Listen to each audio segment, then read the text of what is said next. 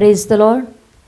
ಕರ್ತನಾದ ಯೇಸು ಕ್ರಿಸ್ತನ ಸಮಾಧಾನವುಳ್ಳ ನಾಮದಲ್ಲಿ ಈ ಸಮಯದಲ್ಲಿ ಯೂಟ್ಯೂಬಲ್ಲಿ ವಾಕ್ಯವನ್ನು ವೀಕ್ಷಿಸುವಂಥ ಎಲ್ಲ ಪ್ರಿಯ ದೇವರ ಮಕ್ಕಳಿಗೂ, ನಮ್ಮ ಎಲ್ಲ ಯೂಟ್ಯೂಬ್ ವೀಕ್ಷಕರಿಗೂ ಯೇಸು ಕ್ರಿಸ್ತನ ನಾಮದಲ್ಲಿ ಎಲ್ಲರಿಗೂ ವಂದನೆಗಳು. ಪ್ರಿಯರೇ, ನೀವು ಕ್ರಿಸ್ತನಲ್ಲಿ ದೃಢವಾಗಿರಬೇಕು, ನೀವು ಕ್ರಿಸ್ತನಲ್ಲಿ ಸ್ಥಿರವಾಗಿರಬೇಕಂತೇಳಿ ಈ ದಿನ ಮತ್ತೊಂದು ವಾಕ್ಯದ ಮೂಲಕ ನಿಮ್ಮ ಮುಂದೆ ಬರಲಿಕ್ಕೆ ದೇವರು ನನಗೆ ಕೃಪೆ ಮಾಡಿದ್ದಕ್ಕಾಗಿ ದೇವರಿಗೆ ನಾನು ಕೃತಜ್ಞತೆಯನ್ನು ನಾನು ಸಲ್ಲಿಸುತ್ತೇನೆ. ಪ್ರೀತಿಯ ದೇವರ ಮಕ್ಕಳೇ, ಈ ಸಮಯದಲ್ಲಿ ಯಾರು ದೇವರ ಮಕ್ಕಳು? ಮತ್ತಾಯನ ಬರೆದ ಸುವಾರ್ತೆ 5ನೇ ಅಧ್ಯಾಯ 9ನೇ ವಚನದಲ್ಲಿ ಈ ರೀತಿಯಾಗಿ ವಾಕ್ಯ ಬರೆಯಲ್ಪಟ್ಟಿದೆ. ಸಮಾಧಾನ ಪಡಿಸುವವರು ಧನ್ಯರು, ಅವರು ದೇವರ ಮಕ್ಕಳು ಅನಿಸಿಕೊಳ್ಳುವರು. ನೋಡ್ರಿ, ಎಷ್ಟು ಒಂದು ಸುಂದರವಾದಂಥ ವಾಕ್ಯ. ಈಗ ಸಮಾಧಾನ ಪಡಿಸುವವರು ಧನ್ಯರು, ಅವರು ದೇವರ ಮಕ್ಕಳು ಅನಿಸಿಕೊಳ್ಳುವರು. ಯಾರು ಸಮಾಧಾನ ಪಡಿಸ್ತಾರೆ, ಯಾರು ಸಮಾಧಾನ ಹೊಂದಿಕೊಂಡಿರ್ತಾರೋ ಅವರು ಸಮಾಧಾನವನ್ನು ಪಡಿಸ್ತಾರೆ. ಪ್ರೇರೆ, ಅದೇ ಮತ್ತಾಯನ ಬರೆದ ಸುವಾರ್ತೆಯಲ್ಲಿ 5ನೇ ಅಧ್ಯಾಯದಲ್ಲಿ 4ನೇ ವಚನದಲ್ಲಿ ನಾವು ನೋಡೋದಾದರೆ, ದುಃಖ ಪಡುವವರು ಧನ್ಯರು, ಅವರು ಸಮಾಧಾನ ಹೊಂದುವರು ಎಂಬುದಾಗಿ ವಾಕ್ಯದಲ್ಲಿದೆ. ಪ್ರಿಯರೇ, ಹಲ್ಲೆಲೂಯಾ.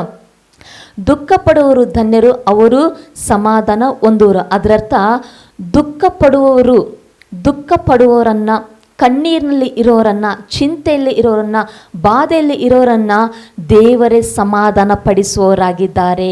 ಮತ್ತಾಯ 5:9 ನಾವು ನೋಡೋದಾದರೆ ಈ ರೀತಿಯಾಗಿ ವಾಕ್ಯ ಇದೆ. ಸಮಾಧಾನ ಪಡಿಸುವವರು ಧನ್ಯರು, ಅವರು ದೇವರ ಮಕ್ಕಳು ಅನ್ನಿಸಿಕೊಳ್ಳುವರು ಎಂಬುದಾಗಿ. ಹಾಗಾದರೆ ಪ್ರಿಯ ದೇವರ ಮಕ್ಕಳೇ, ನೀನು ಸಹ ಕಣ್ಣೀರಿನಲ್ಲಿರುವಾಗ, ಚಿಂತೆಯಲ್ಲಿರುವಾಗ, ದುಃಖದಲ್ಲಿ ಇರುವಾಗ, ಬಾಧೆಯಲ್ಲಿ ಇರುವಾಗ, ಜಿಗುಪ್ಸೆ, ನಿರಾಶೆಯಲ್ಲಿ, ಜೀವನವೇ ಬೇಸರಿಕೆಯಾಗಿ, ಈಗ ನಿರಾಶೆಯಲ್ಲಿ, ನಿಸ್ಪೃಹದಲ್ಲಿ, ನಿರುತ್ಸಾಹದಲ್ಲಿ, ಜಿಗುಪ್ಸೆಯಲ್ಲಿರುವಾಗ, ನೀನು ಅಸಮಾಧಾನದಲ್ಲಿರುವಾಗ ದೇವರು ನಿನ್ನನ್ನು ಸಮಾಧಾನ ಪಡಿಸಿದ್ದಾರೆ. ಹಲ್ಲೆಲೂಯಾ. ಕಳವಳದಲ್ಲಿರುವಾಗ, ಚಿಂತೆಯಲ್ಲಿರುವಾಗ, ಈಗ ದುಃಖದಲ್ಲಿರುವಾಗ, ಕಣ್ಣೀರಿನಲ್ಲಿರುವಾಗ, ಬಾಧೆಯಲ್ಲಿರುವಾಗ, ನೀನು ಈಗ ಅಸಮಾಧಾನದಲ್ಲಿರುವಾಗ, ಈಗ ನೀನು ನಿರಾಶೆ, ಜಿಗುಪ್ಸೆಯಲ್ಲಿರುವಾಗ ದೇವರು ನಿನ್ನನ್ನು ಸಮಾಧಾನ ಪಡಿಸಿದ್ದಾರೆ. ಯಾವ ರೀತಿಯಾಗಿ? ಒಂದು ಹಾಡಿನ ಮೂಲಕವಾಗಿಯೋ, ಆರಾಧನೆಯ ಮೂಲಕವಾಗಿಯೋ ದೇವರು ನಿನ್ನನ್ನು ಸಮಾಧಾನ ಪಡಿಸಿದ್ದಾರೆ. ಒಂದು ವಾಕ್ಯದ ಮೂಲಕವಾಗಿಯೋ ದೇವರು ನಿನ್ನನ್ನು ಸಮಾಧಾನ ಪಡಿಸಿದ್ದಾರೆ.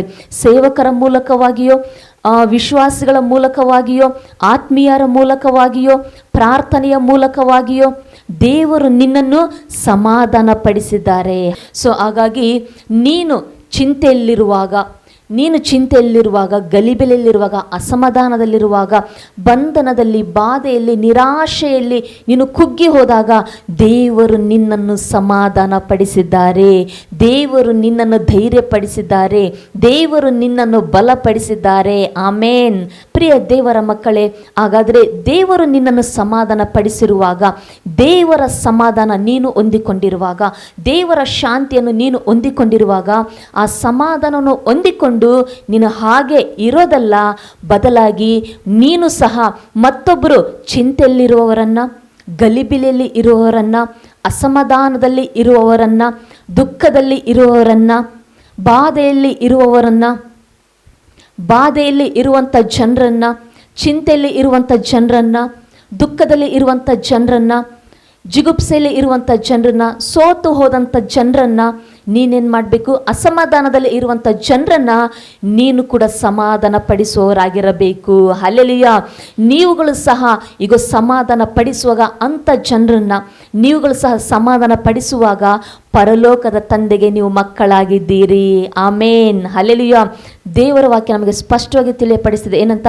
ಸಮಾಧಾನ ಪಡಿಸುವವರು ಧನ್ಯರು, ಅವರು ದೇವರ ಮಕ್ಕಳು ಅನ್ನಿಸಿಕೊಳ್ಳುವರು. ಪ್ರಿಯ ದೇವರ ಮಕ್ಕಳೇ, ನೀವುಗಳು ಬಲಹೀನತೆಯಲ್ಲಿ, ಚಿಂತೆಯಲ್ಲಿ, ಜಿಗುಪ್ಸೆಯಲ್ಲಿ, ನಿರಾಶೆಯಲ್ಲಿ, ಈಗ ಆ ಬಾಧೆಯಲ್ಲಿ, ಬಂಧನದಲ್ಲಿ, ಅಸಮಾಧಾನದಲ್ಲಿ ಇರುವಾಗ ದೇವರ ಸಮಾಧಾನವನ್ನು ಹೊಂದಿಕೊಂಡಂಥ ನೀನು ಆ ಸಮಾಧಾನವನ್ನು ಹೊಂದಿಕೊಂಡು ಹಾಗೆ ಇರೋದಲ್ಲ, ಬದಲಾಗಿ ನೀನು ಸಹ ದೇವರು ಯಾಕೆ ನಿನ್ನನ್ನು ಸಮಾಧಾನ ಮಾಡಿದ್ದಾರೆ ಅಂದರೆ, ನೀನು ಸಹ ಈಗ ಚಿಂತೆಯಲ್ಲಿರುವಂಥ ಜನರನ್ನ ಸಮಾಧಾನ ಪಡಿಸಬೇಕು, ಬಂಧನದಲ್ಲಿ ಇರುವಂಥ ಜನರನ್ನ ಸಮಾಧಾನ ಪಡಿಸಬೇಕು, ಈಗ ಬಾಧೆಯಲ್ಲಿ, ದುಃಖದಲ್ಲಿ, ಕಣ್ಣೀರಿನಲ್ಲಿ, ಈಗ ನಿರಾಶೆಯಲ್ಲಿ ಕುಗ್ಗಿ ಹೋದಂಥ ಜನರನ್ನ ನಿನ್ನ ಸಮಾಧಾನ ಪಡಿಸಬೇಕಂತ ದೇವರು ನಿನ್ನನ್ನು ಸಮಾಧಾನ ಪಡಿಸಿದ್ದಾರೆ. ಹಲ್ಲೆಲೂಯಾ. ದೇವರು ಈ ರೀತಿಯಾಗಿ ಹೇಳಿದರೆ, ತಾಯಿ ಮಗನನ್ನು ಸಂತೈಸುವ ಪ್ರಕಾರ ನಾನು ನಿಮ್ಮನ್ನು ಸಂತೈಸುವೆನು ಎಂಬುದಾಗಿ. ಹಲ್ಲೆಲೂಯಾ. ಪ್ರಿಯ ದೇವರ ಮಕ್ಕಳೇ, ದೇವರು ನಿಮ್ಮನ್ನು ಸಮಾಧಾನ ಪಡಿಸಿರುವಾಗ, ದೇವರು ನಿಮ್ಮನ್ನು ಸಂತೈಸಿರುವಾಗ, ದೇವರು ನಿಮ್ಮನ್ನು ಧೈರ್ಯಪಡಿಸಿರುವಾಗ, ದೇವರು ನಿಮ್ಮನ್ನು ಬಲಪಡಿಸಿರುವಾಗ, ನಿಮ್ಮ ಪರಿಸ್ಥಿತಿಗಳಲ್ಲಿ ದೇವರು ನಿಮ್ಮನ್ನು ಆಧರಿಸಿರುವಾಗ, ಪರಾಂಬರಿಸಿರುವಾಗ ನೀವು ಅದನ್ನು ಹೊಂದಿಕೊಂಡು ಆಗಿರೋದಲ್ಲ, ಬದಲಾಗಿ ನೀವುಗಳು ಸಹ ಮತ್ತೊಬ್ಬರನ್ನು ದೇವರ ವಾಕ್ಯ ಹೇಳುತ್ತಾ, ದೇವರ ಮಾತುಗಳನ್ನು ಹೇಳುತ್ತಾ, ಧೈರ್ಯಪಡಿಸುತ್ತಾ, ಬಲಪಡಿಸುತ್ತಾ, ಸಮಾಧಾನ ಪಡಿಸುತ್ತಾ ಇರುವಾಗ ಪರಲೋಕದ ತಂದೆಗೆ ಮಕ್ಕಳಾಗಿದ್ದೀರಿ. ಪರಲೋಕದ ತಂದೆಗೆ ಈಗ ಮಗನು ಮಗಳು ನೀವು ಆಗಿದ್ದೀರಿ ಪ್ರಿಯರೇ. ಹಲ್ಲೆಲೂಯಾ. ದೇವರ ವಾಕ್ಯ ಹೇಳುತ್ತೆ, ಸಮಾಧಾನ ಪಡಿಸುವರು ಧನ್ಯರು, ಅವರು ದೇವರ ಮಕ್ಕಳು ಅನ್ನಿಸಿಕೊಳ್ಳುವರು. ಹಲ್ಲೆಲೂಯಾ. ನಾವು ವಾಕ್ಯದಲ್ಲಿ ನೋಡೋದಾದರೆ 2 ಕೊರಿಂಥ 1 ಅಧ್ಯಾಯ 3 ಮತ್ತು 4 ವಚನ, ನಮ್ಮ ಕರ್ತನಾದ ಯೇಸು ಕ್ರಿಸ್ತನ ದೇವರು ತಂದೆಯೂ ಆಗಿರುವ ಆತನಿಗೆ ಸ್ತೋತ್ರವಾಗಲಿ. ಆತನು ಕನಿಕರವುಳ್ಳ ತಂದೆಯು ಸಕಲ ವಿಧವಾಗಿ ಸಂತೈಸುವ ದೇವರು ಆಗಿದ್ದು, ನಮಗೆ ಸಂಭವಿಸುವ ಎಲ್ಲ ಸಂಕಟಗಳಲ್ಲಿ ನಮ್ಮನ್ನು ಸಂತೈಸುತ್ತಾನೆ. ಹೀಗೆ ದೇವರಿಂದಾದ ನಮಗಾಗುವ ಆದರಣೆಯ ಮೂಲಕ ನಾವು ನಾನಾ ವಿಧವಾದ ಸಂಕಟಗಳಲ್ಲಿ ಬಿದ್ದಿರುವವರನ್ನು ಸಂತೈಸುವುದಕ್ಕೆ ಶಕ್ತರಾಗುತ್ತೇವೆ. ಎಷ್ಟು ಚೆನ್ನಾಗಿ ಇಲ್ಲಿ ಪೌಲನು ಬರೀತಿದ್ದಾನೆ ಅಂದರೆ, ದೇವರು ಎಲ್ಲ ಸಮಯದಲ್ಲೂ ಎಲ್ಲ ಪರಿಸ್ಥಿತಿಗಳಲ್ಲೂ ಆತ ನಮ್ಮನ್ನು ಸಂತೈಸಲಿಕ್ಕೆ, ಸಮಾಧಾನ ಪಡಿಸಲಿಕ್ಕೆ, ಆಧರಿಸಲಿಕ್ಕೆ ದೇವರು ಶಕ್ತನಾಗಿದ್ದಾನಂತೆ. ಅಷ್ಟೇ ಅಲ್ಲ, ದೇವರಿಂದ ನಾವು ಆಧರಣೆಯನ್ನು, ಬಿಡುಗಡೆಯನ್ನು, ಬಲವನ್ನು, ಧೈರ್ಯವನ್ನು, ಈಗ ಸಂತೈಸುವಿಕೆಯನ್ನು, ಸಮಾಧಾನವನ್ನು ನಾವು ಹೊಂದಿಕೊಂಡ ಮೇಲೆ ನಾವುಗಳು ಸಹ ಅನೇಕ ಸಂಕಟಗಳಲ್ಲಿ, ಅನೇಕ ಚಿಂತೆಯಲ್ಲಿ, ಅನೇಕ ದುಃಖದಲ್ಲಿ, ಅನೇಕ ಒಂದು ಬಾಧೆಯಲ್ಲಿ, ಅನೇಕರು ಕಣ್ಣೀರಿನಲ್ಲಿ ಇರುವಂಥ ಜನರನ್ನ ನಾವುಗಳು ಸಹ ಸಂತೈಸಲಿಕ್ಕೆ, ಬಲಪಡಿಸಲಿಕ್ಕೆ, ಆಧರಿಸಲಿಕ್ಕೆ, ಸಮಾಧಾನ ಪಡಿಸಲಿಕ್ಕೆ ನಾವುಗಳು ಸಹ ಶಕ್ತರಾಗಿದ್ದೇವೆ. ಹಲ್ಲೆಲೂಯಾ. ದೇವರು ನಿನ್ನನ್ನು ಸಮಾಧಾನ ಪಡಿಸಿರುವಾಗ ನೀವುಗಳು ಸಹ ಈಗೋ ಆ ರೀತಿಯಾಗಿ ಸೋತು ಹೋದಂಥ, ಕುಗ್ಗಿ ಹೋದಂಥ, ಕಣ್ಣೀರಿನಲ್ಲಿರುವಂಥ ಜನರನ್ನು, ಈಗೋ ನಿರಾಶೆಯಲ್ಲಿ, ಈಗೋ ಜಿಗುಪ್ಸೆಯಲ್ಲಿರುವಂಥ ಜನರನ್ನು ದೇವರ ಮಾತುಗಳನ್ನು ಹೇಳಿ ಸಮಾಧಾನ ಪಡಿಸುವಾಗ, ಭಯದಲ್ಲಿರುವಂಥ ಜನರನ್ನು ನೀವುಗಳು ದೇವರ ಮಾತುಗಳನ್ನು ಹೇಳಿ ಸಮಾಧಾನ ಪಡಿಸುವಾಗ ಪರಲೋಕದ ತಂದೆಗೆ ನೀವು ಮಕ್ಕಳಾಗಿದ್ದೀರಿ.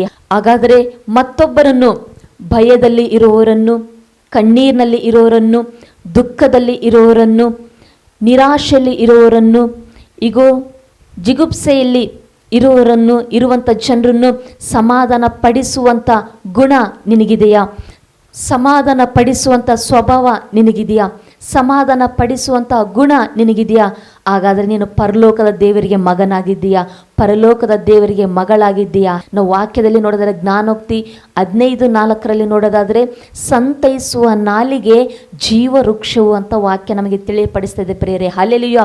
ಈಗೋ ಕಳವಳವು ಮನಸ್ಸನ್ನು ಕುಗ್ಗಿಸುವುದು, ಕನಿಕರದ ಮಾತು, ಸಮಾಧಾನದ ಮಾತು ಅದನ್ನು ಹಿಗ್ಗಿಸುವುದು. ಹಾಗಾಗಿ ಪ್ರಿಯ ದೇವರ ಮಕ್ಕಳೇ, ನಾವು ಪರಲೋಕದ ತಂದೆಗೆ ಈಗ ನಾವು ಮಕ್ಕಳಾಗಿದ್ದೇವೆ ಅಂದರೆ ಈಗ ಸಮಾಧಾನ, ಮತ್ತೊಬ್ಬರನ್ನು ದೇವರಿಂದ ನಾವು ಹೊಂದಿಕೊಂಡದ್ದನ್ನು, ದೇವರಿಂದ ನಾವು ಸಮಾಧಾನ ಹೊಂದಿಕೊಂಡಿರುವಾಗ ದೇವರ ಸಮಾಧಾನವನ್ನು ನಾವು ಮತ್ತೊಬ್ಬರಿಗೆ ಈಗ ಸಮಾಧಾನ ಪಡಿಸುವಾಗ ನಾವು ಸಹ ಪರಲೋಕದ ದೇವರಿಗೆ ಮಕ್ಕಳಾಗಿದ್ದೇವೆ. ಹಲ್ಲೆಲೂಯಾ. ಯಾರು ದೇವರ ಮಕ್ಕಳು? ಸಮಾಧಾನ ಪಡಿಸುವವರು ಧನ್ಯರು, ಅವರು ದೇವರ ಮಕ್ಕಳು ಅನಿಸಿಕೊಳ್ಳೋರು. ಪ್ರಿಯ ದೇವರ ಮಕ್ಕಳೇ, ಹಾಗಾದರೆ ಸಮಾಧಾನ ಪಡಿಸುವಂಥ ಒಂದು ಗುಣ, ಒಂದು ಸ್ವಭಾವ, ಅಂತ ಜೀವಿತ, ಅಂತ ಒಂದು ಆತ್ಮೀಯತೆ ನಿನ್ನಲ್ಲಿ ಇರೋದಾದರೆ ನೀನು ಪರಲೋಕದ ತಂದೆಗೆ ನೀನು ಮಗನು ಮಗಳು ಆಗಿದ್ದೀರಿ. ಮತ್ತಾಯನ ಬರೆದ ಸುವಾರ್ತೆ 5ನೇ ಅಧ್ಯಾಯ 44 ಮತ್ತು 45 ವಚನ ನಾವು ಓದಿಕೊಳ್ಳೋಣ. ಮತ್ತಾಯ 5:44-45. ಆದರೆ ನಾನು ನಿಮಗೆ ಹೇಳುವುದೇನೆಂದರೆ, ನಿಮ್ಮ ವೈರಿಗಳನ್ನು ಪ್ರೀತಿಸಿರಿ, ನಿಮ್ಮನ್ನು ಹಿಂಸೆ ಪಡಿಸುವವರಿಗೋಸ್ಕರ ದೇವರನ್ನು ಪ್ರಾರ್ಥಿಸಿರಿ. ಹೀಗೆ ಮಾಡಿದರೆ ನೀವು ಪರಲೋಕದಲ್ಲಿರುವ ನಿಮ್ಮ ತಂದೆಗೆ ಮಕ್ಕಳಾಗುವಿರಿ. ಹಲ್ಲೆಲೂಯಾ. ನೋಡ್ರಿ, ಎಂಥ ಒಂದು ಭಾಗ್ಯ! ಪರಲೋಕದ ತಂದೆಗೆ ನಾವು ಮಕ್ಕಳಾಗದೆ ಧನ್ಯತೆ. ಅದರಲ್ಲಿ ಒಂದೊಂದು ಸ್ವಭಾವಗಳನ್ನು, ಒಂದೊಂದು ಗುಣಾತಿಶಯಗಳು ಇರಬೇಕಂತೇಳಿ ನಾವು ವಾಕ್ಯದಲ್ಲಿ ಪರಿಶುದ್ಧಾತ್ಮ ದೇವರು ನಮಗೆ ತಿಳಿಯಪಡಿಸ್ತಿದ್ದಾರೆ. ಅಲ್ಲಿ ಯೇಸು ಸ್ವಾಮಿ ಹೇಳ್ತಿದ್ದಾರೆ, ನಾನು ನಿಮಗೆ ಹೇಳುವುದೇನೆಂದರೆ ನಿಮ್ಮ ವೈರಿಗಳನ್ನು ಪ್ರೀತಿಸಿರಿ, ನಿಮ್ಮನ್ನು ಹಿಂಸೆ ಪಡಿಸುವವರಿಗೋಸ್ಕರ ದೇವರನ್ನು ಪ್ರಾರ್ಥಿಸಿರಿ. ಹೀಗೆ ಮಾಡಿದರೆ ನೀವು ಪರಲೋಕದಲ್ಲಿರುವ ನಿಮ್ಮ ತಂದೆಗೆ ಮಕ್ಕಳಾಗುವಿರಿ. ಹಲ್ಲೆಲೂಯಾ. ಪ್ರಿಯ ದೇವರ ಮಕ್ಕಳೇ, ಈ ವಾಕ್ಯದ ಅರ್ಥ ಏನಂದರೆ, ನೀವು ನಿಮ್ಮ ವೈರಿಗಳನ್ನು ಏನು ಮಾಡಬಾರ್ದು? ದ್ವೇಷ ಮಾಡಬಾರ್ದು. ಅದರ ಅರ್ಥ ಏನಂದರೆ, ನೀವು ಅವರ ಬಗ್ಗೆ ನಿಮ್ಮ ಮನಸ್ಸಲ್ಲಿ ರೋಷ, ದ್ವೇಷ, ವಿರೋಧವನ್ನು ನಿಮ್ಮ ಮನಸ್ಸಲ್ಲಿ ಇಟ್ಕೋಬಾರ್ದು. ಬದಲಾಗಿ ನೀವು ಅವ್ರನ್ನ ಮನಪೂರ್ವಕವಾಗಿ ಕ್ಷಮಿಸಿಬಿಡಬೇಕು. ನಿಮ್ಮನ್ನು ಹಿಂಸೆ ಪಡಿಸೋರಿಗೋಸ್ಕರ ದೇವರಿಗೆ ಪ್ರಾರ್ಥನೆ ಮಾಡಿರಿ. ಹಲ್ಲೆಲೂಯಾ. ನಿಮ್ಮನ್ನು ಹಿಂಸೆ ಪಡಿಸುವಂಥ ಜನರಿಗೋಸ್ಕರ, ನಿಮಗೆ ತೊಂದರೆ ಪಡಿಸುವಂಥ ಜನರಿಗೋಸ್ಕರ, ನಿಮಗೆ ಕೇಡನ್ನುಂಟು ಮಾಡುವಂಥ ಜನರಿಗೋಸ್ಕರ ನೀವು ದೇವರಿಗೆ ಪ್ರಾರ್ಥಿಸಿರಿ. ಆ ರೀತಿಯಾಗಿ ಪ್ರಾರ್ಥಿಸುವಾಗ ಪರಲೋಕದಲ್ಲಿ ಇರುವ ತಂದೆಗೆ ನೀವು ಮಕ್ಕಳಾಗುವಿರಿ. ಹಲ್ಲೆಲೂಯಾ. ಸೊ ಹಾಗಾಗಿ ಪ್ರಿಯ ದೇವರ ಮಕ್ಕಳೇ, ನಿಮ್ಮನ್ನು ಹಿಂಸೆ ಪಡಿಸುವಂಥ ಜನರಿಗಾಗಿ ನೀವು ದೇವರಿಗೆ ನೀವು ಪ್ರಾರ್ಥಿಸುವಾಗ, ನಿಮ್ಮನ್ನು ಶಪಿಸುವಂಥ ಜನರಿಗಾಗಿ ನೀವು ದೇವರಿಗೆ ಪ್ರಾರ್ಥಿಸುವಾಗ, ನಿಮಗೆ ತೊಂದರೆ ಉಂಟು ಮಾಡುವಂಥ ಜನರಿಗಾಗಿ ನೀವು ದೇವರಿಗೆ ಪ್ರಾರ್ಥಿಸುವಾಗ ಪರಲೋಕದ ತಂದೆಗೆ ಮಕ್ಕಳಾಗಿದ್ದೀರಿ. ಹಲ್ಲೆಲೂಯಾ. ಈಗ ಕೆಲವರು ಏನು ಮಾಡ್ತಾರೆ ಅಂದರೆ, ಈಗ ಹಿಂಸೆ ಪಡಿಸುವಂಥ ಜನರಿಗೆ ಬೈತಾ ಇರ್ತಾರೆ, ಕೆಟ್ಟದಾಗಿ ಬೈತಾರೆ, ಶಾಪ ಹಾಕ್ತಾ ಇರ್ತಾರೆ. ಆದರೆ ದೇವರ ವಾಕ್ಯ ನಮಗೆ ತಿಳಿಯಪಡಿಸ್ತಾ ಇದೆ, ಅವರಿಗೆ ಶಾಪ ಹಾಕಬೇಡ್ರಿ, ಅವ್ರನ್ನ ಕೆಟ್ಟದಾಗಿ ಬೈಬೇಡ್ರಿ, ಬದಲಾಗಿ ಅವರಿಗಾಗಿ, ನಿಮ್ಮನ್ನು ಹಿಂಸೆ ಪಡಿಸುವಂಥ ಜನರಿಗಾಗಿ ದೇವರ ಮುಂದೆ ನೀವು ಪ್ರಾರ್ಥಿಸಿರಿ. ಆ ವ್ಯಕ್ತಿಗಾಗಿ ಪ್ರಾರ್ಥಿಸಿರಿ. ಆ ವ್ಯಕ್ತಿಗಾಗಿ, ನೀವು ನಿಮ್ಮನ್ನು ತೊಂದರೆ ಪಡಿಸುವಂಥ ವ್ಯಕ್ತಿಗಾಗಿ, ಹಿಂಸೆ ಪಡಿಸುವಂಥ ವ್ಯಕ್ತಿಗಾಗಿ ದೇವರ ಮುಂದೆ ಪ್ರಾರ್ಥಿಸುವಾಗ ದೇವರು ನಿಮಗೆ ಬಿಡುಗಡೆ ಕೊಡೋರಾಗಿದ್ದಾರೆ ಮತ್ತು ಪರಲೋಕದ ತಂದೆಗೆ ನೀವು ಮಕ್ಕಳಾಗಿದ್ದೀರಿ. ಹಲ್ಲೆಲೂಯಾ.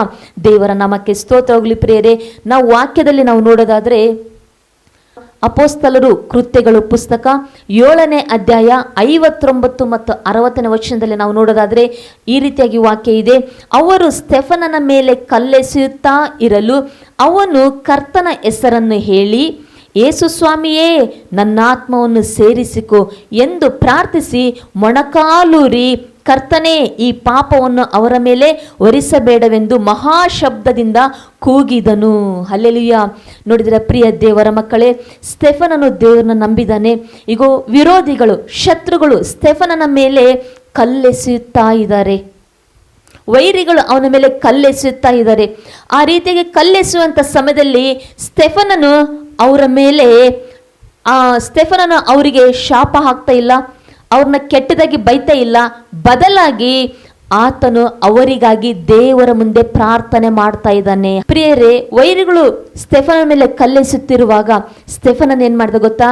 ಈಗ ವೈರಿಗಳಿಗಾಗಿ ದೇವರ ಮುಂದೆ ಪ್ರಾರ್ಥನೆ ಮಾಡಿದ, ಶತ್ರುಗಳಿಗಾಗಿ ದೇವರ ಮುಂದೆ ಪ್ರಾರ್ಥನೆಯನ್ನು ಮಾಡಿದ. ವೈರಿಗಳಿಗಾಗಿ ಪ್ರಾರ್ಥಿಸುವಾಗ ಆತನು ಪರಲೋಕದ ತಂದೆಗೆ ಮಗನಾಗಿದ್ದಾನೆ. ಹಲ್ಲೆಲೂಯಾ. ಹಾಗಾಗಿ ಈ ಪಾಪವನ್ನು ಅವರ ಮೇಲೆ ಹೊರಿಸಬೇಡವೆಂದು ಈಗ ತನ್ನನ್ನು ಹಿಂಸೆ ಪಡಿಸಿದ ಜನರಿಗಾಗಿ ಆತನು ಪ್ರಾರ್ಥನೆಯನ್ನು ಮಾಡಿದ್ದಾನೆ ದೇವರ ಮುಂದೆ. ಸೊ ಹಾಗಾಗಿ ದೇವರಿಗೆ ಸ್ತೋತ್ರ. ಪ್ರಿಯ ದೇವರ ಮಕ್ಕಳೇ, ನಿಮ್ಮ ಮೇಲೂ ಸಹ ಈ ಲೋಕ ಕಲ್ಲೆಸೆತಾ ಇದೆಯಾ? ನಿಮ್ಮ ಮೇಲೆ ಸಹ ಜನರು ಕಲ್ಲೆಸೆತಾ ಇದ್ದಾರಾ? ನಿಮ್ಮ ಮೇಲೆ ಸಹ ವೈರಿಗಳು, ವಿರೋಧಿಗಳು, ಶತ್ರುಗಳು ನಿಮ್ಮ ಮೇಲೆ ಸಹ ಕಲ್ಲೆಸೆತಾ ಇದ್ದಾರಾ?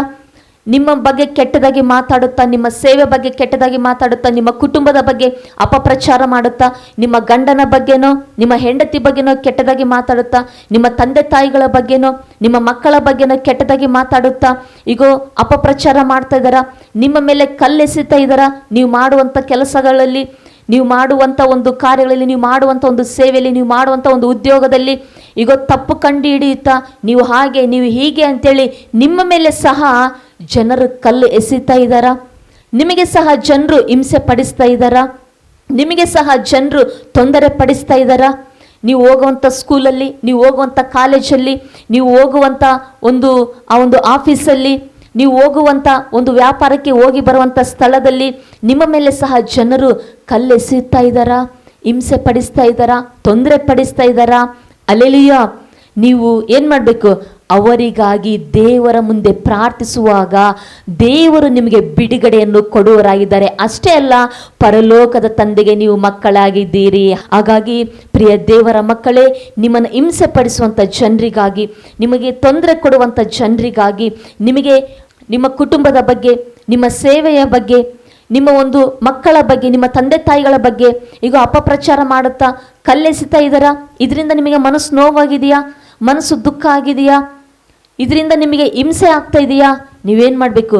ದೇವರ ಮುಂದೆ ಪ್ರಾರ್ಥಿಸಬೇಕು. ಪ್ರಾರ್ಥಿಸುವಾಗ ದೇವರು ನಿಮಗೆ ಬಿಡುಗಡೆ ಕೊಡೋರಾಗಿದ್ದಾರೆ ಮತ್ತು ಆತನು ದೇವರಿಗೆ ಸ್ತೋತ್ರ. ದೇವರು ನಿಮಗೆ ಬಿಡುಗಡೆ ಕೊಡ್ತಾರೆ ಮತ್ತು ನೀವು ಪರಲೋಕದ ತಂದೆಗೆ ಮಕ್ಕಳಾಗಿದ್ದೀರಿ. ಹಲ್ಲೆಲೂಯಾ. ಹಾಗಾಗಿ ಜನರು ನಿಮ್ಮನ್ನು ಹಿಂಸೆ ಪಡಿಸುವಾಗ ನಿಂದೆಗೆ ನಿಂದೆಯನ್ನು, ಅಪಕಾರಕ್ಕೆ ಅಪಕಾರವನ್ನು ಮಾಡದೆ ನೀವವರನ್ನ ಆಶೀರ್ವದಿಸಿರಿ, ಅವರಿಗಾಗಿ ದೇವರ ಮುಂದೆ ಪ್ರಾರ್ಥಿಸಿರಿ, ಆಗ ನೀವು ಪರಲೋಕದ ತಂದೆಗೆ ಮಕ್ಕಳಾಗುವಿರಿ. ಹಲ್ಲೆಲೂಯಾ. ಓಕೆ, ದೇವರಿಗೆ ಸ್ತೋತ್ರ ಪ್ರಿಯರೇ. ಈ ಸಮಯದಲ್ಲಿ ಹಾಗಾಗಿ ಮೂರನೇದಾಗಿ ನಾವು ನೋಡೋದಾದರೆ, ಈಗ ನಿಮ್ಮನ್ನು ಹಿಂಸೆ ಪಡಿಸುವಂಥ ಜನರಿಗಾಗಿ ನೀವು ಪ್ರಾರ್ಥಿಸುವಾಗ ಪರಲೋಕದ ತಂದೆಗೆ ನೀವು ಮಕ್ಕಳಾಗಿದ್ದೀರಿ. ಹಲ್ಲೆಲೂಯಾ. ದೇವರು ಈ ಮಾತುಗಳನ್ನು ಆಶೀರ್ವದಿಸಲಿ. ದೇವರು ಈ ಮಾತುಗಳನ್ನು ಆಶೀರ್ವಾದ ಮಾಡಲಿ.